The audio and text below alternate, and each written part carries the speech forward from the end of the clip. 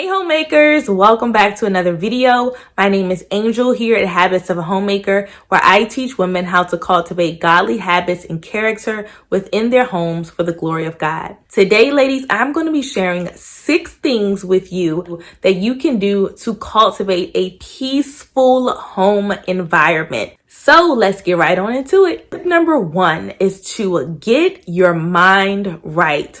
Ladies, the mind is such a powerful thing. And if our minds are not right, if our minds are not sober, as the word of the Lord says, then everything else is just going downhill. It's going downstream.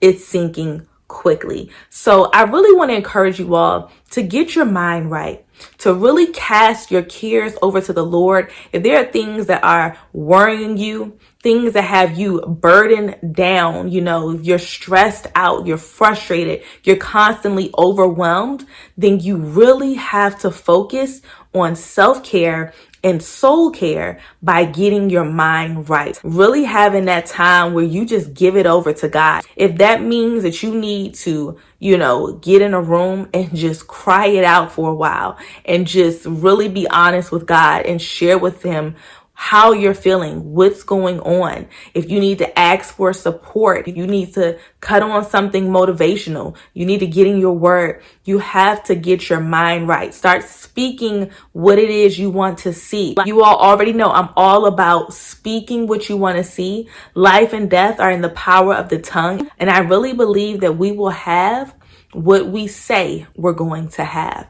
If you want a peaceful home, you got to get your mind right and you have to speak what you want to see. My home is peaceful and peace filled in the name of Jesus Christ. My home is a refuge. My home is a place where my family can retreat, a place where my family can feel safe, a place where we can rest, a place where we can be re-energized, revitalized, rejuvenated, right? So you want to speak those things. Get your mind right, get your spirit right, and speak what it is that you want to see. All right, tip number 2 is to declutter. Ladies. Okay, there is nothing that just, to me, ruins a space more than having just a bunch of junk and a bunch of clutter and a bunch of unnecessary things. And trust me, I have been there, ladies, okay? I even have stuff now that I'm still like, we can get rid of this. We can get rid of that.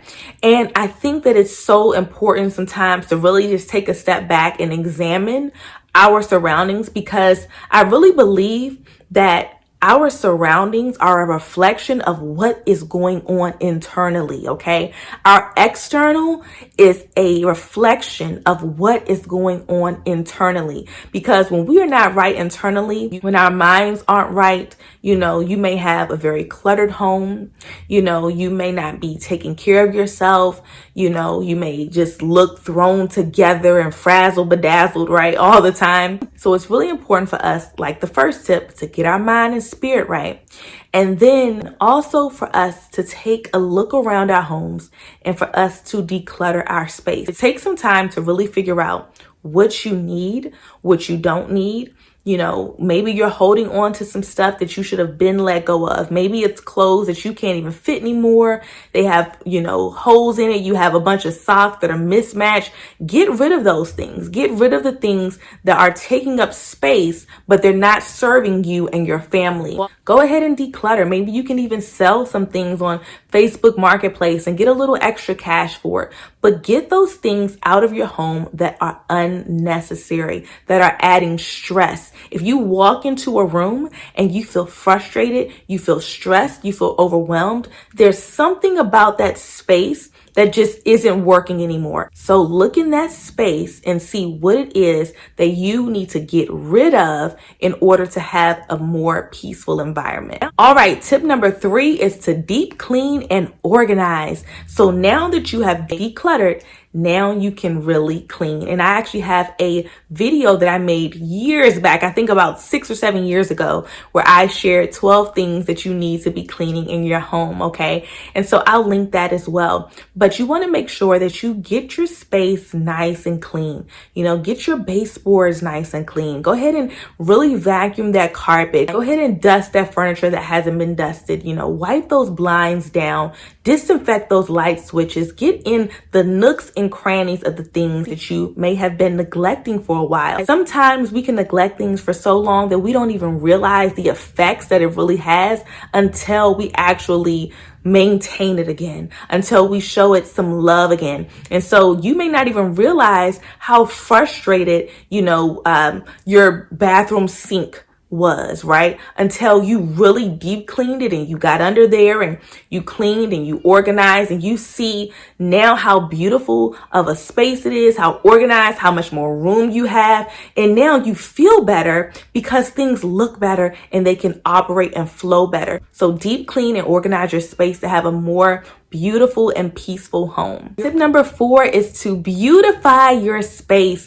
I talk about this in my How to Be a Successful Homemaker e-guide. I have a whole section on it on how you can beautify your space. And I even share with you ladies how when I was a newlywed, things that I did not know to do, that I look back and I'm like, I wish that I had done these things when I was a newlywed that could have really beautified my home more. And so I share that in the e-guide with you all and give you all some tips and tricks and things that you can do to beautify your space. But you want to beautify your home. So now that you've got your mind right, you've decluttered and you've cleaned and you organized, now you want to beautify, okay? Beautify your space. There is nothing wrong with beautifying your home. I believe that God has given us as women and as homemakers a gifting and a sensing for where we are just naturally good at just making a house a home. There's something so wonderful about making your space yours. Put things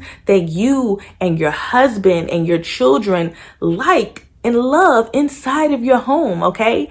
Let's say you have your house painted red, because you bought the house and the house was already painted red on the inside, but you absolutely hate it. And it's just frustrating you every time you go in there. Go and get a can of paint and paint that room the color that sparks joy in you and your husband's life. Let's say you haven't had curtains in your living room in 2 years, and you go and you get some curtains and you just see the difference that it makes in the space. There are little things that you can do to really beautify your home and to just add that touch of warmth and coziness to your home that really beautifies your space. I think even with this pandemic, a lot of people have, taken the time and the money that they would have used to, let's say, go on a lot of vacations or go to hotels. And they've taken that and said, you know what? I'm going to use this and I'm going to invest in my home, in the place that I spend the most time, the place that my family spends the most time. And I want to make that our sanctuary. I want to make that a place where we enjoy being. I remember years back when I said, you know what? I really want to redo my master bedroom and bathroom and really make it into a nice retreat. And I remember saying, you know what? I'm gonna make this bathroom a spa-like bathroom. So I may have gone to a bathroom before at a nice hotel and just felt like luxurious, and it just felt, nice and clean and beautiful. And I said, I want my own space to feel like that. I want my husband to feel like that when he walks into our bathroom. I want our bedroom to feel, wonderful and romantic and beautiful and serene. And so I decided to invest in doing so. Take the time and make the investment to beautify your space. It doesn't have to cost a lot of money. You don't have to spend a lot of money beautifying your space, but you can do something to make it beautiful. All right, ladies, tip number 5 is to have quiet time. I think that is so important for us to sometimes just silence out the noise and just really have quiet time. Sometimes we can always have something on, it may be the TV running, there may be music playing, it could be podcasts, it could be YouTube, it could be whatever, but there's always something playing. And sometimes we just need to just be still. To just be still and just be quiet. Have you ever just told your kids sometimes, like, just be quiet? let's just be quiet and have some quiet time, right? Sometimes we all need that, to just be quiet and just relax. You may need to just grab a nice cup of tea or hot chocolate. I like hot chocolate, and just really just relax and be quiet and listen to the birds outside of your window. Listen to the wind, and just be still and just rest and open up your blinds and allow the natural light to come into your home and just have a moment of stillness. Even if you have children, allow them to have a quiet time. My grandmother always did that with us, where we had to have quiet time. She was like, you don't have to go to sleep, but it's quiet time. So if you want to color, if you want to read a book, if you want to just sit here and just lay down, but you're going to be quiet, okay? Quiet time really allows us time to reflect. It allows us time to dream. It allows us time to just really just hear from the Lord and just rest, rejuvenate. Quiet time is necessary, and I believe that having that quiet time really helps in cultivating a peaceful life and a peaceful mind and a peaceful home environment. So don't skimp out on your quiet time, ladies. All right, last but not least is tip number 6, and that is to have fun. Okay, yes, have fun as a homemaker. You can have fun as a homemaker. You can enjoy what you do. The enemy wants us to believe that being a homemaker is boring. Being a homemaker is just a day filled with mundane tasks that just don't matter and mean anything. But that is not true. Not only are we working as unto the Lord, but you can have fun in your homemaking. While you're doing those dishes, you can be watching a YouTube video that's giving you tips on how to become a better homemaker. While you're sweeping the floor, you can cut on some music and, you be having that little broom and you just start kind of doing a little groove, a little dance, and just using the broom. Like, I noticed some of y'all, I know I'm not the only one out there that uses the broom as a microphone sometimes. So if you are watching this video and you use the broom sometimes as a microphone handle, go ahead and leave a little broomstick in the comment section below, so I know that I'm not alone, okay? I know I can't be alone on this one. But anyway, ladies, my whole point is have some fun while you're doing the laundry, get your kids involved and, make it fun, make it a game. I love to have my children match up their own socks. We make it educational. We make it fun. Let's say the kids' playroom gets messy. My kids and I love to do stuff like this all the time where, I may say, all right, guys, I'm going to set this timer. We got 7 minutes to hurry up and save all of the toys before the volcano erupts. We have to hurry up, guys. Let's go. Let's go. And then they'll start moving and they're like, okay, we're getting the toys. We're saving them. We're saving them. The volcano's about to erupt. We're saving them. We'll do stuff like that. Okay. We may be corny, but we have fun with it. We have fun. And I think that so many times we are missing that in our lives. We are missing the moments to have fun. We are missing the moments to laugh, to enjoy, to be silly, okay? And to not be so serious. It doesn't have to be so serious all the time. You can enjoy. You're supposed to enjoy being a homemaker. And whether you have children or not, you can still have fun. You can still enjoy. I look back as a young homemaker and I see so many things that I could have done to really better my experience as a new homemaker. Include your hobbies in your homemaking. What is it that you like to do? It may be baking. It may be painting. It may be starting a YouTube channel. Incorporate the things that you love to do and have fun doing it. Enjoy it, and you will have a much more peaceful life, a much more joyful life, and a much more fulfilled life. So I hope this video was helpful for you ladies. If it was, please give it a thumbs up. And if you want to learn how to not just survive, but to thrive in your homemaking, then be sure to purchase my How to Be a Successful Homemaker E-Guide, which I will have linked below in the description box in the comment section.